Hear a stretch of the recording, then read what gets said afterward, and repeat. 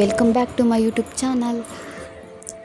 ಇವತ್ತು ನಾವು ನಮ್ಮ ಆರೋಗ್ಯ ಅರಿವು ಪ್ರೋ ಚಾನಲಲ್ಲಿ ಯಾವ ವಿಷಯದ ಬಗ್ಗೆ ಮಾತಾಡ್ತಾ ಇದ್ದೀವಿ ಅಂದರೆ, ಇರ್ರೆಗ್ಯುಲರ್ ಪೀರಿಯಡ್ಸ್ ಆಗ್ತಾ ಇದ್ದರೆ ಅದು PCOS ಇರಬಹುದಾ ಅನ್ನೋದ್ರ ಬಗ್ಗೆ. ಅಂದರೆ PCOS ಅಂದರೆ polycystic ovary syndrome. Polycystic ovary syndrome ಅನ್ನೋದೊಂದು ಹಾರ್ಮೋನ್ ಇಂಬ್ಯಾಲೆನ್ಸಿಂದ ಆಗುವಂಥ ಪ್ರಾಬ್ಲಮ್ಮು.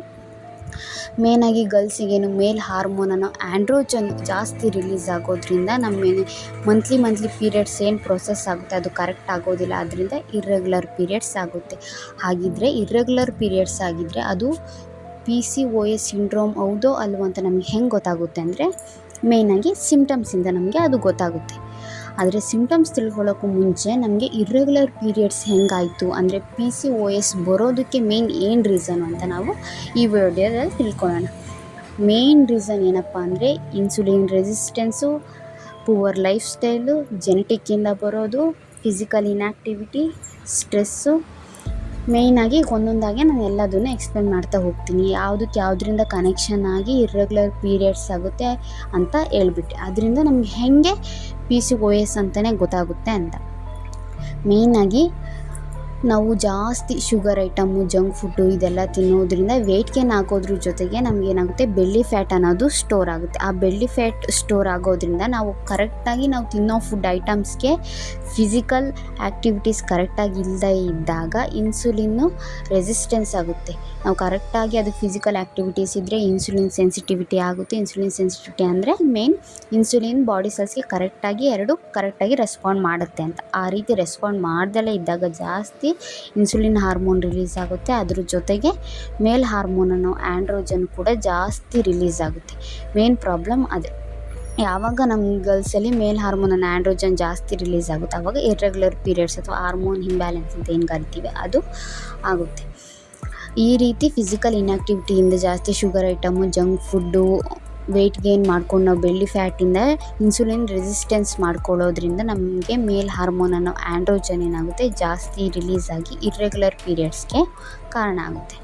ಇನ್ನು ಸೆಕೆಂಡ್ ಒನ್ ಅಂತ ಬಂದರೆ ಒಂದು ಸ್ಟ್ರೆಸ್ ಜಾಸ್ತಿ ತೊಗೊಂಡಾಗ ನಾವು ಕಾರ್ಟಿಸಾಲ್ ಅನ್ನೋ ಸ್ಟ್ರೆಸ್ ಹಾರ್ಮೋನ್ ಜಾಸ್ತಿ ರಿಲೀಸ್ ಆಗಿ ರಿಪ್ರೊಡಕ್ಟಿವ್ ಹಾರ್ಮೋನ್ ಅಂದರೆ ಸಂತಾನೋತ್ಪತ್ತಿ ಹಾರ್ಮೋನ್ಗೆ ಎಫೆಕ್ಟ್ ಮಾಡುತ್ತೆ. ಮೊದಲನೇದು ಜೆನೆಟಿಕ್ಕಿಂದ ಕೂಡ ಬರ್ಬೋದು.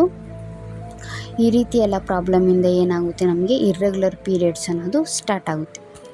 ನಾನು ಲಾಸ್ಟ್ ವಿಡಿಯೋದಲ್ಲಿ ಹೇಳಿದ್ದೆ PCOS ಯಾವ ರೀತಿಯಾಗಿ ಸ್ಲೋಲಿಯಾಗಿ ಡಯಾಬಿಟಿಕ್ ಆಗಿ ಕನ್ವರ್ಟ್ ಆಗುತ್ತೆ, ಮತ್ತು ಡಯಾಬಿಟಿಕ್ಕಿಗೂ ಮತ್ತು PCOSಗೂ ಇರೋ ಕನೆಕ್ಷನ್ ಆದರೂ ಏನು ಅಂತ. ಮೇಯ್ನ್ ಕನೆಕ್ಷನ್ ಏನಪ್ಪ ಅಂದರೆ ಇನ್ಸುಲಿನ್ ರೆಸಿಸ್ಟೆನ್ಸ್. PCOSಗೂ ಮತ್ತು ಡಯಾಬಿಟಿಕ್ ಇರೋ ಮೇನ್ ಕನೆಕ್ಷನ್ ಅಂದರೆ ಇನ್ಸುಲಿನ್ ರೆಸಿಸ್ಟೆನ್ಸ್ ಆದರೆ ಡಯಾಬಿಟಿಕ್ಕು ಕೂಡ ಬರುತ್ತೆ, ಜೊತೆಗೆ PCOSಗೂ ಕೂಡ ಮೇನ್ ಒಂದು ರೀಸನ್ ಆಗುತ್ತೆ.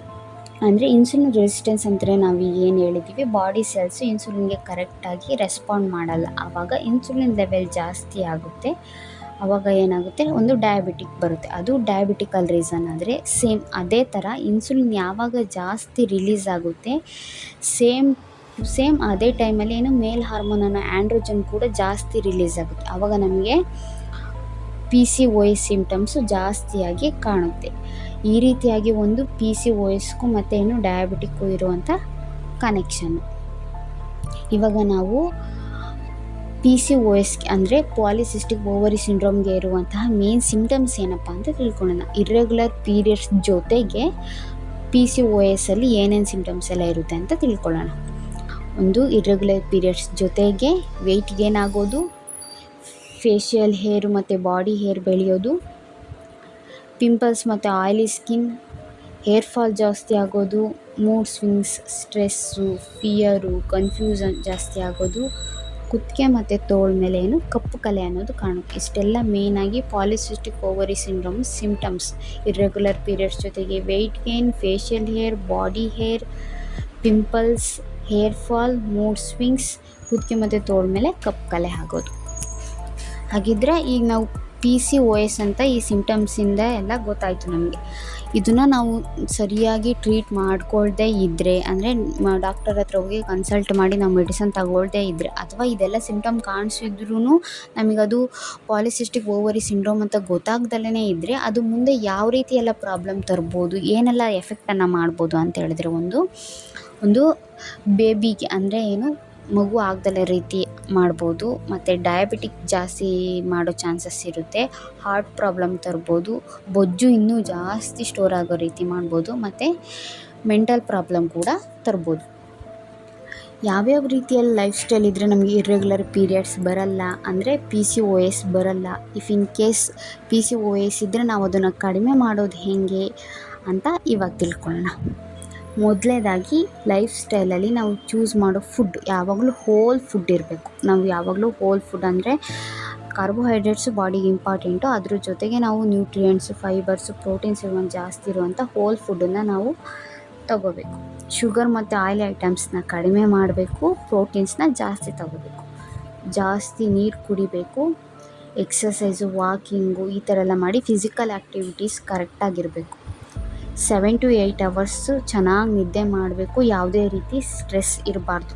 ಸ್ಲೀಪ್ ಸೈಕಲ್ ಮತ್ತು ಕರೆಕ್ಟಾಗಿ ಇಟ್ಕೊಳ್ಳೋದ್ರಿಂದ ಹಾರ್ಮೋನು ಇಂಬ್ಯಾಲೆನ್ಸ್ ಆಗಲ್ಲ. ಯಾಕಂದರೆ ಈಗ ಹಗಲಲ್ಲಿ ಬೇರೆ ಬೇರೆ ರೀತಿಯ ಹಾರ್ಮೋನ್ಗಳು ರಿಲೀಸ್ ಆಗ್ತವೆ, ನೈಟ್ ಟೈಮಲ್ಲಿ ಬೇರೆ ಬೇರೆ ರೀತಿಯ ಹಾರ್ಮೋನ್ಗಳು. ಯಾಕಂದರೆ ನೈಟ್ ಟೈಮಲ್ಲಿ ನಮ್ಮ ಬಾಡಿ ರೆಸ್ಟ್ ಮೂಡಲ್ಲಿರುತ್ತೆ. ಬಾಡಿ ಏನೇನು ರೀಸೆಟ್ ಆಗಬೇಕು ಅದನ್ನೆಲ್ಲ ಮಾಡೋಕ್ಕೆ ಹಾರ್ಮೋನ್ಗಳು ಹೆಲ್ಪ್ ಮಾಡುತ್ತೆ. ಆ ರೀತಿ ಸ್ಲೀಪ್ ಸೈಕಲ್ ಕರೆಕ್ಟಾಗಿ ಇಟ್ಕೋಬೇಕು.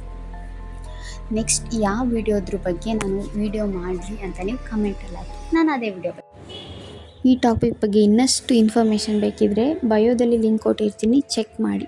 ಹಾಗೆ ನೆಕ್ಸ್ಟ್ ವಿಡಿಯೋ ಯಾವ್ದು ಹಾಕಬೇಕು ಅಂತ ಕಮೆಂಟ್ ಮಾಡಿ. ಈ ಟಾಪಿಕ್ ನಿಮ್ಗೆ ಇಷ್ಟ ಆಗಿದ್ದರೆ ಶೇರ್ ಮಾಡಿ ಆ್ಯಂಡ್ ಸಬ್ಸ್ಕ್ರೈಬ್ ಮಾಡಿ.